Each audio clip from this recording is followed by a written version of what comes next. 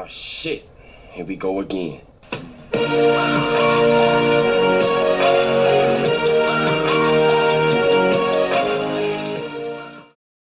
Hello everyone. Today we're going to be talking about a character that is a panspermic life form, looks like a mountain, and keeps getting flung into outer space.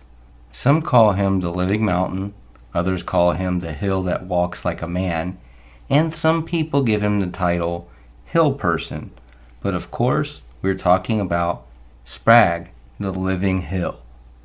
Now, the creators of this character are the legendary duo of Stan Lee and Jack Kirby, and the first appearance was Journey into Mystery number 68 of February 1961, with the title, quote, Spragg, Conqueror of the Human Race.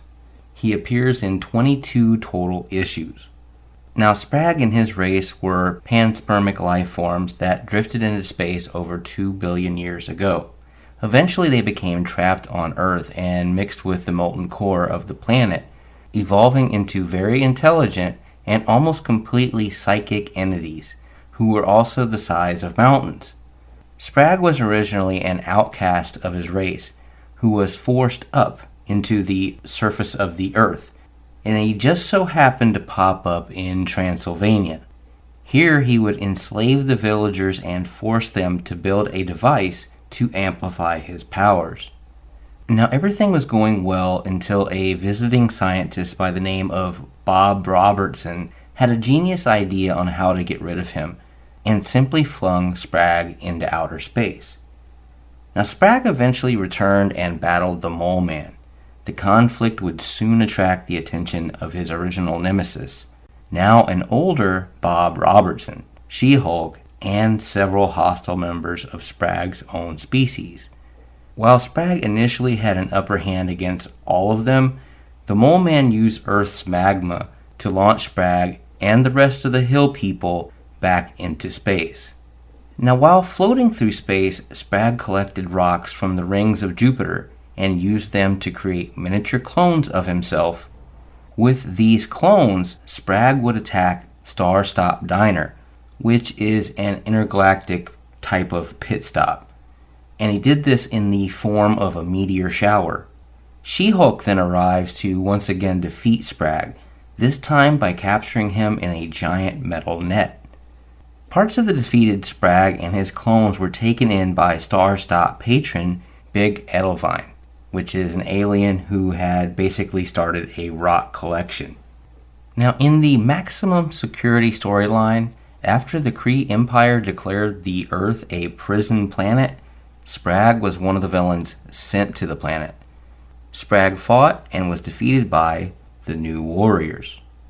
Now, in the Journey to Mystery storyline, Spragg was one of the creatures seen in New York City when a few monsters from Monster Island were teleported into the city, including Gamdullah.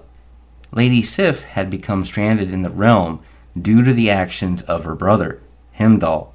Sif would go on to easily defeat Spragg and the other monsters before returning to Asgard.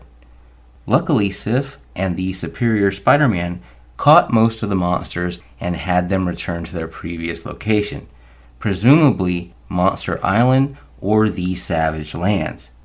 Now, as far as powers and ability of this character goes, Spragg has psychic and telekinetic powers. He can also change his shape and take up a somewhat semi-humanoid form.